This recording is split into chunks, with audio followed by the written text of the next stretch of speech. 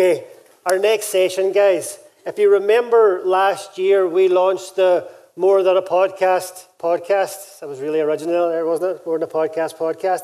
And we hosted it by various members of the ARC team. This was off the back of the Recovery Position podcast that we launched before that. Well, our next guests today are no strangers to saying what's on their mind and articulating their journeys and their experiences of recovery.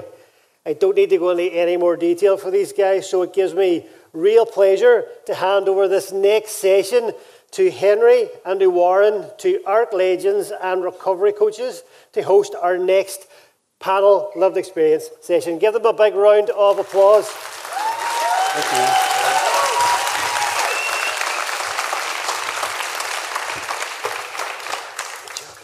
you. Mr. Roddy. Mr. Villa. You would assume if we're here, Gaz couldn't get the funds for Ant and Deck. No, he did try, but either way things are at the minute, it's difficult. Well, look, I have a radio mic and a clipboard, so I think we'll batter away here. Off you go. So, I'm Warren Villa. Today, Hi, Warren. Hello, Henry. Today I'm exactly 4 years and 8 months sober.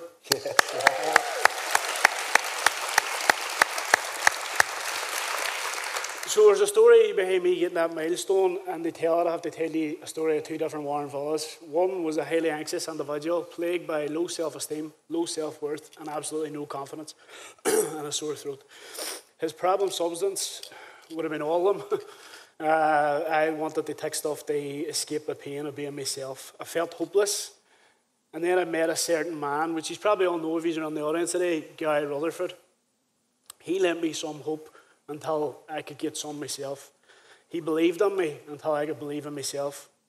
The second Warren, obviously, this guy. I'm a podcasting, peer-supporting, professional recovery coach, which is a mouthful, admittedly.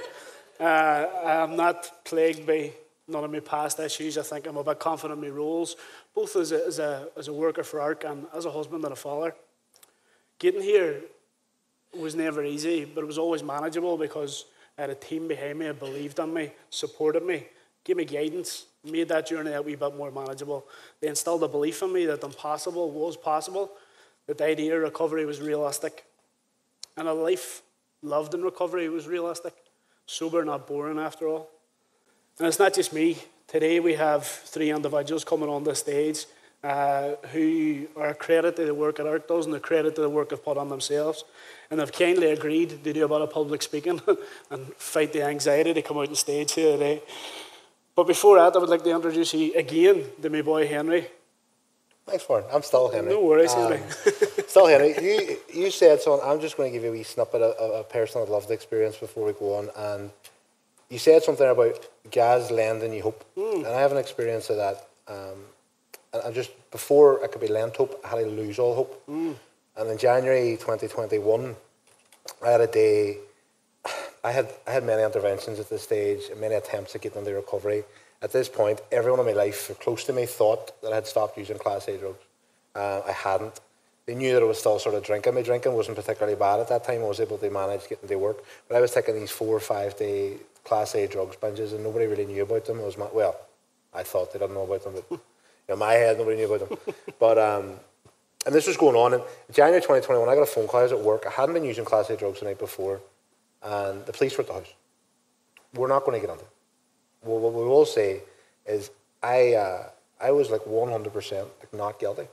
Like I knew he was not guilty. The police were at the house because I've been keeping bad company. I knew exactly why they were there. And all I had to do was go home, answer their questions. There's no drugs in the house. There's nothing to worry about. And that's what later did happen. Nothing came of it. But instead of going home, I drove to the new bridge. And I just said, I'm done. I got out of the van, out of my work van, threw my phone in the bushes, and started walking up that bridge. And I've looked back on that a lot. I have a good understanding of what was going on. I couldn't look my mother in the eye one more time and tell her, I know that I told you had stopped. Because the only way of explaining this situation with the police was the truth. The only way of explaining it. There was no other rational explanation to why the police were knocking on the door other than the fact that I was still out, sneaking about, doing Class A drugs. And I just couldn't face it again. I look back at it, I'm quite confident that I didn't want to die that day. I didn't want my life to be over, but I could not keep living. It wasn't worth living. That then spiraled the chain of events that led me to do an assessment with White Oaks and going to a residential treatment where I did get abstinent, and I've stayed abstinent since. And in that treatment centre, there's a pack of work that they do with you. And I had all the work completed. I was under my last 5 days and I had a few one-on-one sessions with a counsellor. And he was doing some additional work, and he told me, go write a letter to your younger self and come back to me in 2 days. I went away and I came back to him with no letter wrote. I said, why did you not write a letter? I said, what am I going to say to him? Good luck. Yeah. You know, like, what do you say to your younger self? Yeah. And he looked at me, he took a big sigh, and he goes, why don't you tell him that everything's going to be all right? And tell him that your story can have a happy ending. And I wept. For the first time in my life, I shed tears of joy. I had never experienced that before. And he let me hope that day. He gave me this idea that actually that could turn us around. Yeah. And with that hope, I then went on to join their community and do everything else I've ever done that. And I'm sober 3 years, just over 3 years. And it was hope, you know, it was hope that done it. In the end, it was the one thing I was lacking that day I walked up that bridge. So with hope in mind, with recovering together in mind, let's bring out our esteemed guests. And we would like to welcome to the stage, if they're ready, Orla, Tommy, and Colette. Come on out.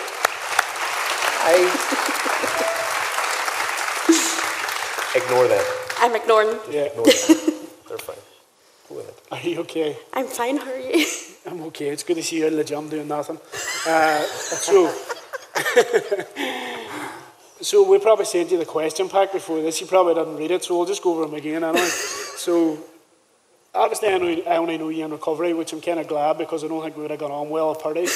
We'd have probably still been there. I think we would have gone on like a house fire. So Like a house would have been on fire. Like a house would have been on fire. and the fire would have been on fire as well.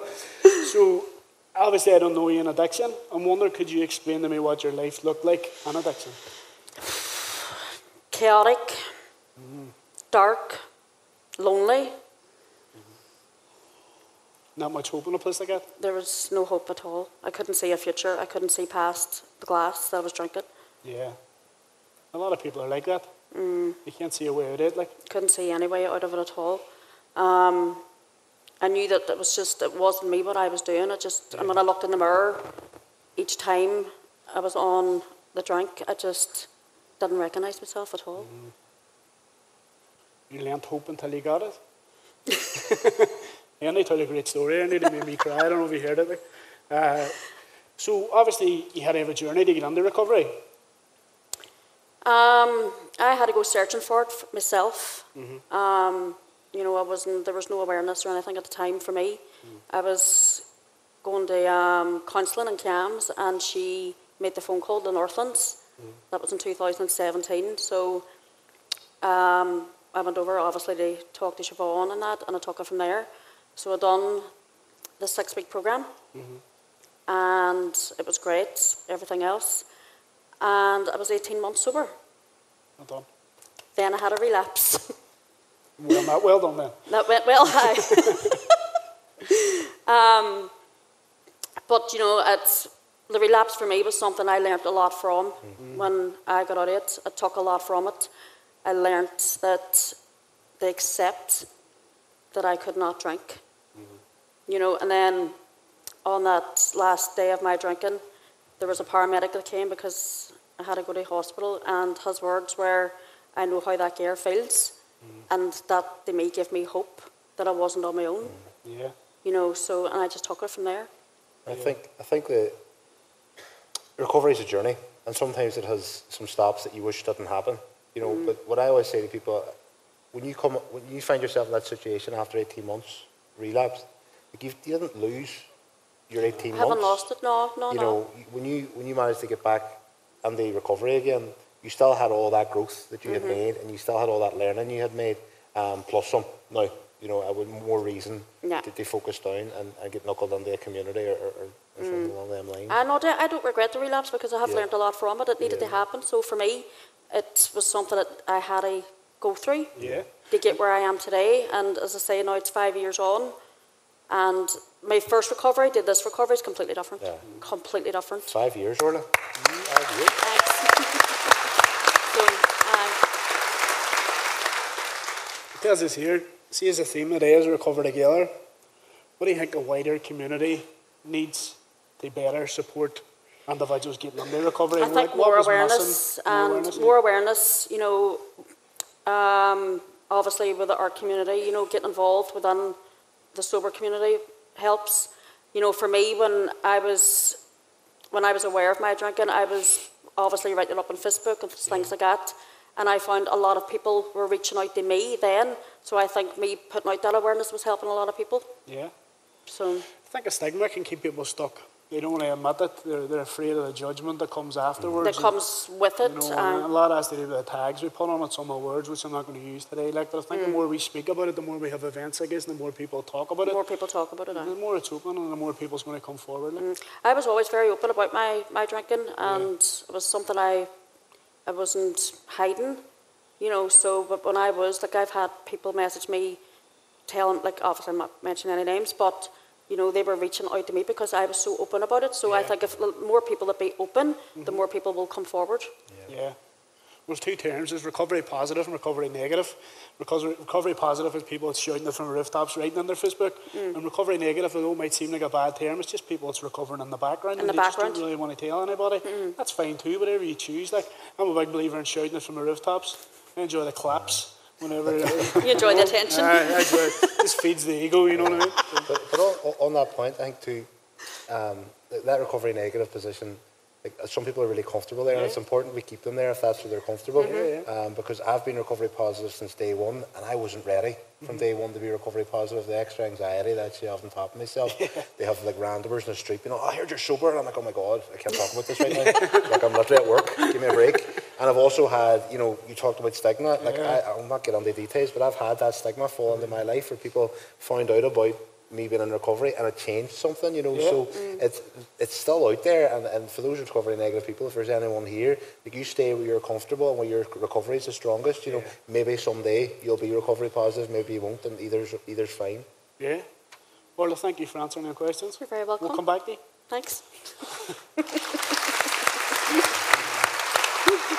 So Tommy, how you doing? You alright? I'm alright. Okay. I was thinking the last time I shagged like this year was never a first one in the evening. I'm Luke. That was the DTs, but that was the nerves. Well, very welcome. Thank you so much for coming on. Tell me, what did your life look like in addiction? Absolute chaos. Addiction took absolutely everything from me. Took every possession that I owned, and then come back from my mental health on top of that. I always find back to sort of try to remember what was the worst time in my addiction. And I remember lying on the sofa in my living room with a bucket where I was being sick on, but also the bottle of vodka then lying beside that. So it's been sick, drank the bottle of vodka, sick, drank a bottle of vodka, and, you know, lying thinking this was normal. And then I got to a point where I remember just sitting crying one day, thinking to myself, is this what my life has become? Is this what my life is now? And then just hoping that I went to sleep and never had to wake up and deal with it again. And that's what addiction looked like for me. No, and I can identify that point, as I was saying, where it's just like, no, this isn't worth living. You know, for me, it's slightly different than for me, it wasn't like a depression, suicidal ideation. It was more of a logical decision. It was like, well, I can't change my life, which is how I felt. I've no hope that I can change my life. I definitely can't keep living this way. It's just, it's not enough, you know. So tell us a bit about your journey into recovery, and how does your life look differently now? I first reached out in orphans, must be about 11 years ago. Went on with the idea that I could control my drinking. How'd that go? Didn't go well. I remember having the conversation. I said, I want to learn how to drink like everybody else. And whenever I come back the second time, she asked, how did that go? Didn't go well. I ended up in hospital about 3 times within a week. One, I was handcuffed to bed for my own mental health, and then 2, I was hooked up to IV drips. And I got to that point where I knew there was something needed to change. There was 2 options. I had to get the help, or I wasn't going to be there anymore. So I reached out to the orphans again, asked them for the help. I went on the orphans. It'd be coming up now in just 4 years, 9 months. So well done. Go ahead. Amazing. Unfortunately, I was in orphans when COVID hit. Oh, So I never got to do this 6 weeks. I managed 3.5 before it closed. yeah. Ended up homeless at the height of COVID. But it was time to realise that the position that I was put in, it was myself who put it there. I used to always think, why do I have so much bad luck? Yeah. But looking at it now, I never really had bad luck. I created bad situations. Yeah. Now, I think I'm the luckiest man in the world. Life is totally different. Yeah. I wake up happy every day, and my partner says to me, why are you always so happy for? I said, what's not to be happy about? No, life's just so good. Yeah. Surround yourself with the right people. Yeah.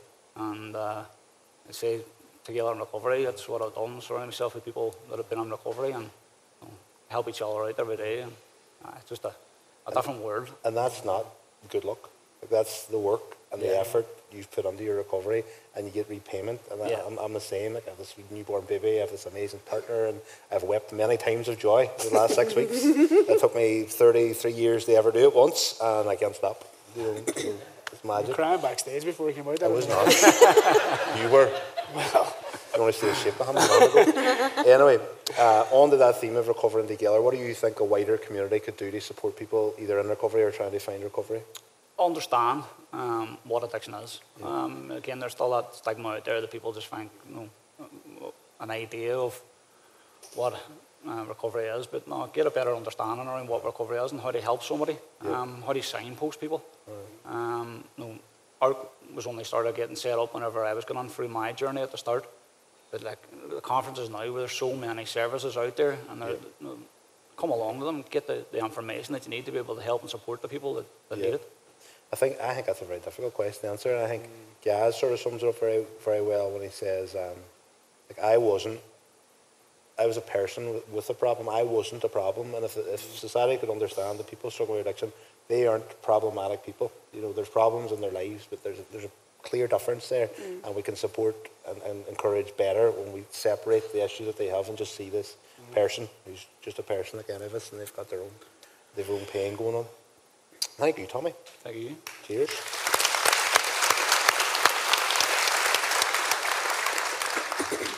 Mommy Colette. Love you. Yes, son, love you too. I don't think I've ever seen you so quiet.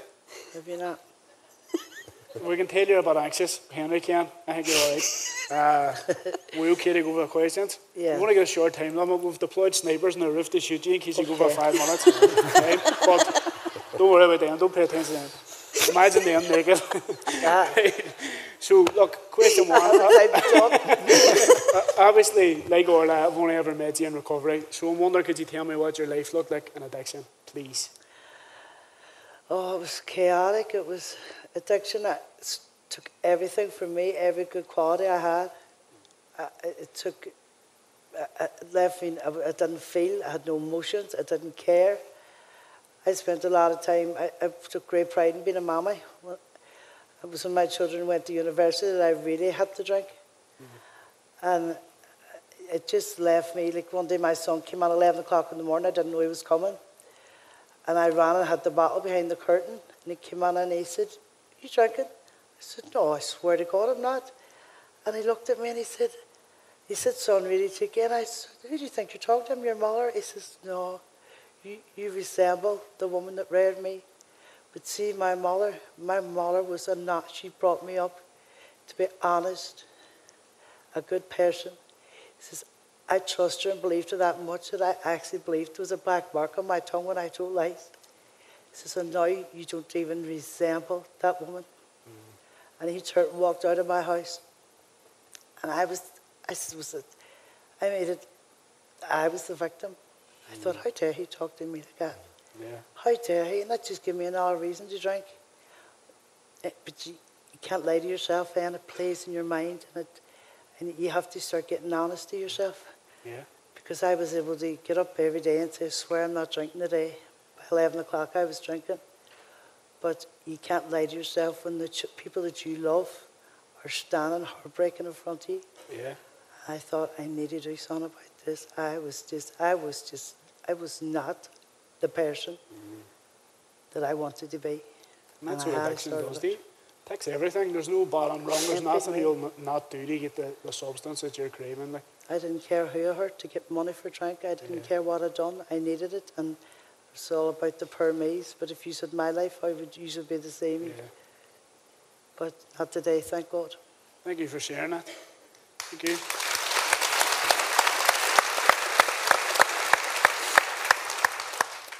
So, tell us about your journey under recovery. Excuse me. I see you in the gym all the time and you're pulling big weights, like, so obviously you're doing If you were about there that more area. often, you'd see me more often.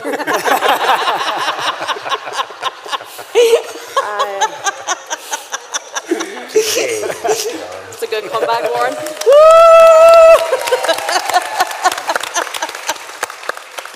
Yeah, get her talking, don't they? Sorry, Clint, we speaking there? Have you another question? Yes, it's just the same one already, actually. Do you want to take So over? tell You all me right? about your journey under recovery and how did your life look different I now? tried to get 7 years. I was on and out and on and out. I did the Orphan Centre, I did OMA, and I got months and months, and then I would feel like it kind of was, my aftercare ended, and I didn't really like AA meetings, and so I was away again. Then I was sick again, back again, Woodley House. Had 2 different counsellors there, which were amazing for me. But there was not, I just got, when people kind of, the family forgot then, it was, you're a month sober, Mum, it's brilliant, it's great, in 2 months and 3 months, and then people think you're cured. And you get up in and you're thinking, is this me? What do I do here now? Can I drink? Can I do that? Can I go out? Can I? I just felt it's not for me. And then I did OMA, and I was 2 years sober, and I was starting to get that feeling again of what's for me now, like. I used to see the Ark walking group, but I used to look at them thinking, I'd love to be that type of person to do that. So I was overweight, and I started to look at them and say, look, it's happy. And I seen it on Facebook one day, and I thought, I'm going to ring Ark. Just a mad notion. And I rang, and oh God, they were just so nice, and that was me. I went down, and I walked on the door, and I was so nervous, and it took me a couple of times, and then I just felt like I belonged. There was anybody who spoke to you, they were nearly reading your mind. They knew you were nervous. They knew you needed a cup of tea. They knew, and I thought, oh, I nearly done it. You nearly cursed. I know. That's the gear, That's the gear. Sniper's loading right now. Oh, boys, whoa. One more time. And so then I started exercising, and I mean the staff in Ark are absolutely amazing. And it was Darren, like, he said to me, "You can do." I said, "I can't do that." "You can. You didn't try to do it," and it just made me feel. But you know what? I'm going to prove to you I can do it. Yeah. And I done it, and I started loving it and enjoying it, and actually it's made me a better person, a nicer person, and for the first time in my life, I actually like myself. Wow. You know, I always wanted to be somebody else. Yeah. She wanted to have curly hair, wanted to be thin, wanted to be this, wanted to have her as a mommy, wanted to be, always wanted to be somebody else. Yeah. But now, do you know what? I'm happy enough being myself. And Ark has given me that. Amazing. We think you're all right as well, don't we? Hey, number 3, question 3. See, whenever you first decided to get into recovery, did you find anything was missing? What do you think might have been better in place to support you when you were trying to enter under recovery? An Ark in every street corner. There you go, guys. I'm being honest. So we're wrapping up with the same question. Go for it. We all know, maybe people here, but we all know somebody who probably needs recovery. What advice would you give somebody as they try to find their path to recovery? Or Reach out, talk. Should it be a friend, a practitioner, a family member?